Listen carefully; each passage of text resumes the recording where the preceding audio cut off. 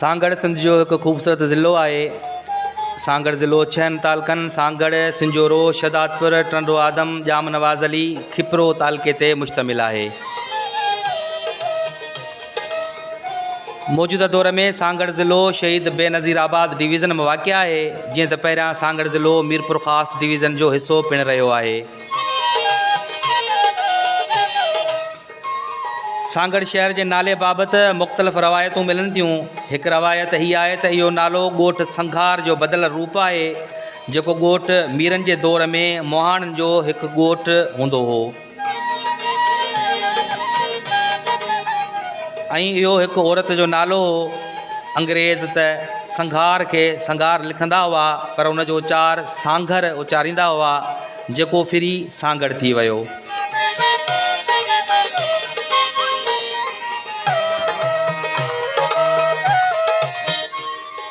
एक बी रवायत है तो सांगड़ शहर टालपुर हुक्मरान के आखिरी दौर 1940 ईस्वी का 1943 ईस्वी में एक ॻोठ की सूरत में ज़ाहिर थे तो,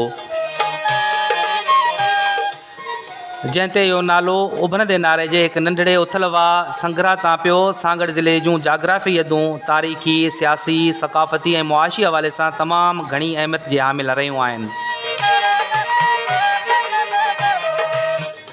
यो सब कुछ उनके कुदरती तौर जाग्राफी भी एक जे करे है, जंहिंजूं एराज़ियूं 1100 सालन के अरसे खां भी वधीक सिंधु नदी के उभारनि ऐं ओलाहे आबी निज़ाम हेठि पए सिराब थियूं आहिनि।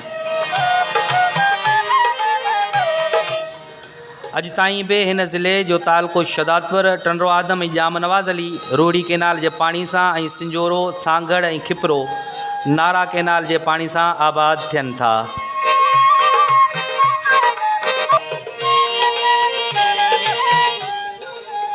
बिन मुख़्तलिफ़ रवायतन बावजूद एक रवायत बी भी मिले थी तो मौजूदा सांगड़ एक मथाऊं पट हुयो, जैके सांग वारो पट या दड़ो करे सॾियो वेंदो हो। छाकाणि त उन मथाएं पट या दड़े के आस पास वारा ॻोठ मक्खी ॿेले, मक्खी डंड ऐं ॿियनि नंढनि वॾनि डंडुनि के किनारनि सां आबाद हुआ।